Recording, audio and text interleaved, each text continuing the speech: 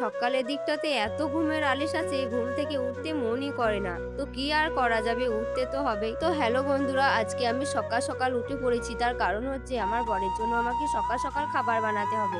আর আজকে যে খাবার বানানোর জন্য তাড়াতাড়ি উঠলাম তা কিন্তু নয়, আমাকে প্রত্যেক দিনই সকাল সকাল উঠে আমার বরের জন্য খাবার বানাতে হয়। তো যাই হোক বন্ধুরা, তো তারপর আমি সকালে উঠে প্রথমে গেটগুলোকে আস্তে করে খুলে দিয়েছিলাম। তার কারণ হচ্ছে আমার ছেলে যদি উঠে পড়ে তাহলে আমাকে সকালের আর কোনো কাজই করতে দেবে না। রান্না তো দূরে থাক। তো তারপর আমি গেটটাকে খুলে বাইরের দিকটাকে একটু দেখে নিলাম। আর আমি সকালে উঠেছি প্রায় 5:30 নাগাদ। তো যাই হোক, তো তারপর আমি হাত মুখ ধুয়ে নিয়েছিলাম। আর হাত মুখ ধুয়ে নেওয়ার পর আমি উঠোনে আর ঘর দুয়ারে জলমারুলি দিয়ে দিলাম। জলমারুলি দেওয়ার পর ঘর দুয়ারটাকে ভালো করে ঝিটিয়ে দিলাম। তারপর এই যে বরের জন্য রান্না করতে হবে, তো তার জন্য আমি বাসি নাইটিটাকে কেচে দিয়ে এখন বরের জন্য ভাত বসিয়ে দিয়েছি। আর ভাতে দেখো কটা আলুও দিয়ে দিলাম তরকারি করার জন্য। আর বাটিতে একটু গরম জল তুলে সয়াবিনগুলো ভিজাতে দিয়ে দিলাম। তো তারপর এদিকে বটিতে রান্নার জন্য কাটাকুটো করে নিলাম। তো তারপর আমার রান্না বান্না কমপ্লিট। আর এই যে আজকে আমি সকালে রান্না করেছি সয়াবিন বড়ি আলুর তরকারি, আর তার সঙ্গে ডাল, আর কালকে যে মাছের টক ছিল তো সেটা গরম করে দিয়েছি। তো তারপর আমার বর সকালে খাওয়া দাওয়া করে নিয়ে এখন কাজে যাওয়ার জন্য রেডি হয়ে গেছে।